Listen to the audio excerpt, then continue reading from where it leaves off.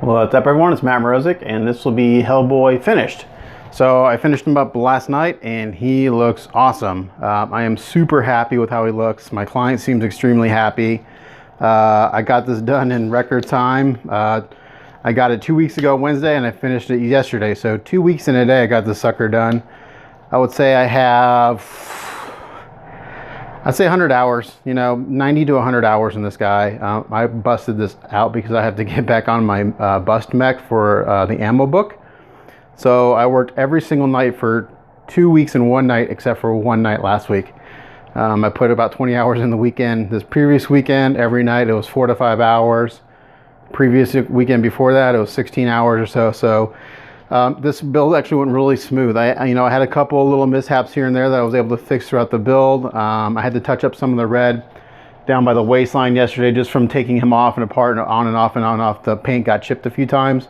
So what I ended up doing yesterday is actually ended up epoxying him together. And when the epoxy dried, I taped off the waist and touched up the red because I didn't want to touch up the red, put it back on and chip again. So now he's one piece except for a few of the accessories that come off. So the red, I've gotten a lot of questions about the red. The way I do red is I usually spray a dark base coat and then I highlight with white, and then I put the red on. And what you're seeing is shading. It's a combination of the shading. You're seeing shading through the red and also shading on top of the red. So I did the initial shading with the kind of going through the red, and it wasn't quite contrasty enough. So I went back in with some deep clear red and went really heavy into the shadows, and I even went in with a little black, clear black in some spots to really pump up the shadows. So the red's looking really good.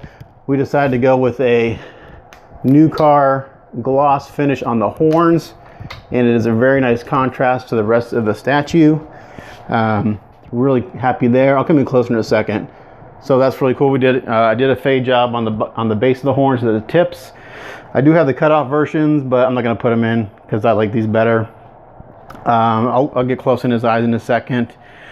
The part that took the longest is the belt. Obviously, that took me a long time.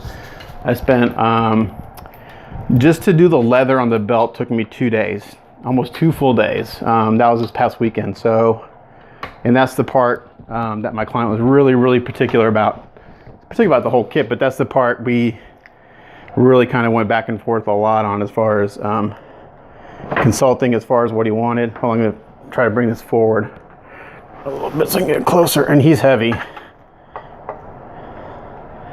There we go. So man, this looks freaking amazing. I am so happy with him. It's going to be hard to see him go. Usually I don't get attached to commission jobs, but this one, he looks really good. All sorts of new stuff I did. A bone handle, never done that before. I kind of came up with my own technique on that. A jade sheath, kind of came up with my own technique on that. Looks amazing. At first he wanted like this leather and the handle something else. I was like, hey, I got an idea. I'm going to paint it my way. If you don't like it, I'll repaint it. But I think you'll like it. And of course, once he saw it, it was like, you were right. So sometimes I know what I'm talking about. Let's see. Again, I'm gonna get him centered up here. The holstered gun here, that was a lot of fun. This kit has so much detail in it. It's just, you can go nuts. About the only thing I didn't pick out was there's a little trim piece in here when you take the gun off. But this is magnetized. There's a magnet in the holster. Magnet on the leg goes right in like that. So that comes off. So what came with the kit as far as accessories was the horseshoe, which is over here to the side. And you can see that chain wants to go towards the magnet. I'm gonna actually take this off for a second so we can see the cross. We decided to do in copper. This thing, I still don't know what it is. I think it looks like a grenade or, I don't know, cigarette lighter. This little kind of rocket thing. The knife, of course, that's magnetized. It comes off just like that. We added some rosary beads. And I actually tied a noose knot at the end to be kind of a little sick joke. So a noose at the end of your rosary beads, which is kind of interesting. The pouches are simply the Garage Kits colors, tan, leather tan color. And then all the dark spots you see are simply done with the shading with the airbrush. So get some more light on it. So all that, all the different colors you see is just with the airbrush. I didn't mask anything. I just went in real tight with the airbrush. And so I wanted these little raised areas a little darker, so I just hit it real hard with the clear tan, just built it up and then kind of faded it out. All these little rivet details are hand brushed. All the trim on the leather was hand brushed.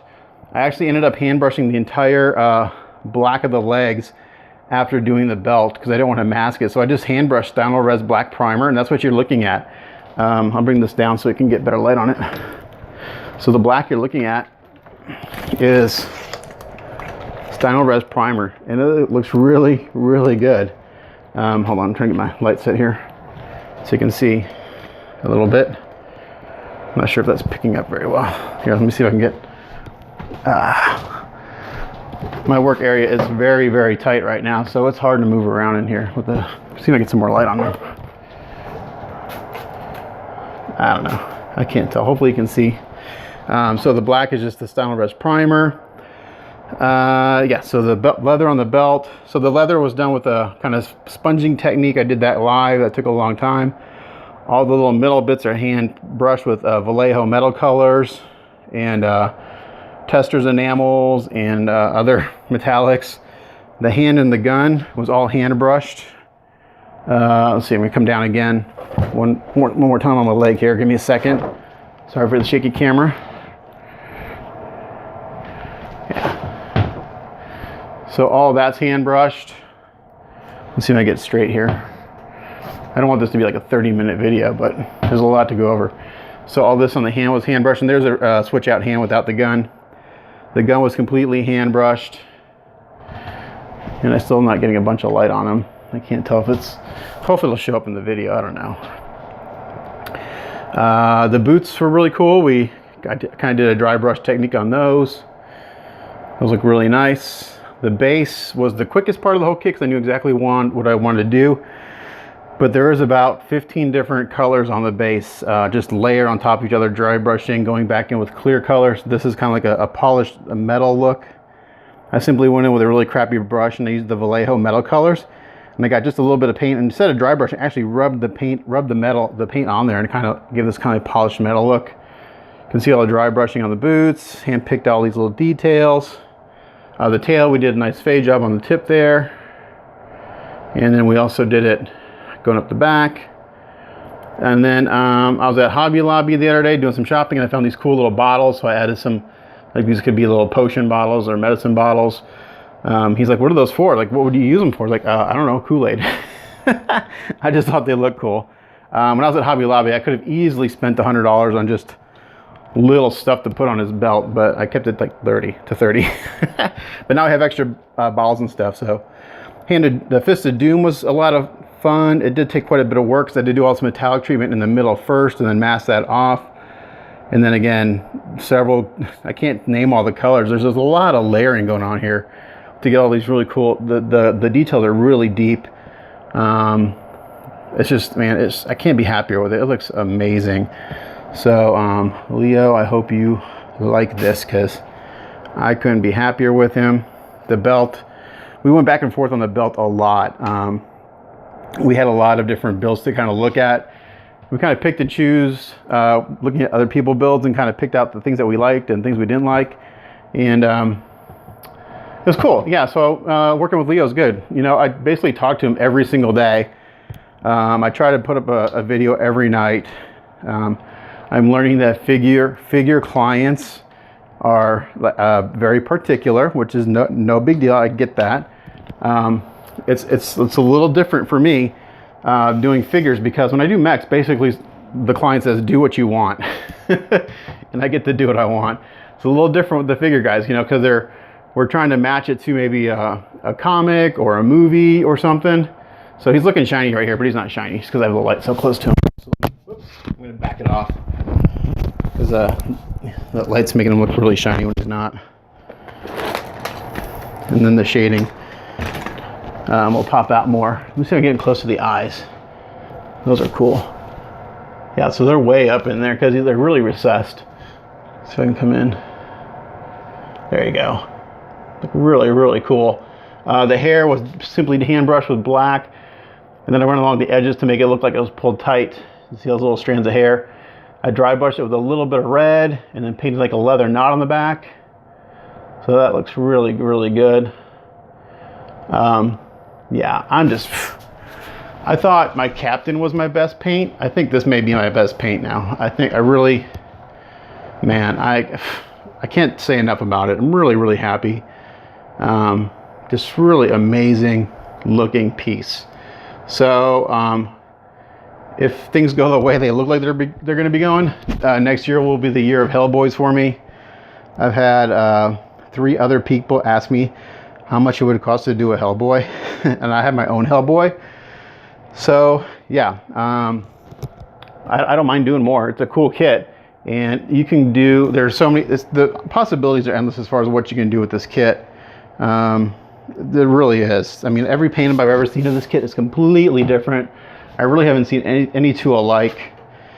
So you can go all sorts of different directions. Right there, that's the money shot right there of the belt. Just look at that. Amazing. I'm gonna take a picture of that while I got it here. Cool. So here he is, Hellboy, all done. My next step is actually I have to paint the bottom of the base black, but I haven't done that yet. So I'm going to do that this weekend. I'm going to let it dry for a few days, and then I'm going to get like a really nice double thick cardboard box and make a foam insert for him, and then ship him off to my client. And then I am going to pay to have him shipped back to me next year, mid-May, end of May, so I can take him to Wonderfest, because I really want to take this guy to Wonderfest, and Leo has agreed to do that. I'm going to pay for him to ship it to me, and I'm going to pay to ship it back. And so yeah, I really want to take him. I think he'll do well at Wonderfest, so I'm excited to show him off. So everyone at Wonderfest, man, look at, I'm coming full court press this year next year with figures, man. I got some cool pieces coming. But thanks, Leo, for letting me do this for you. I'm real happy. We seem to work well together, and I appreciate it. So I'll get this in the mail to you, hopefully beginning of week, middle of next week. I have to find the foam and stuff and get it packed up for you correctly, though. So I want to ship them without them being protected. But anyway, there he is, Hellboy, all done. Thanks for watching as usual. It's Matt Mrozik. Catch you guys later.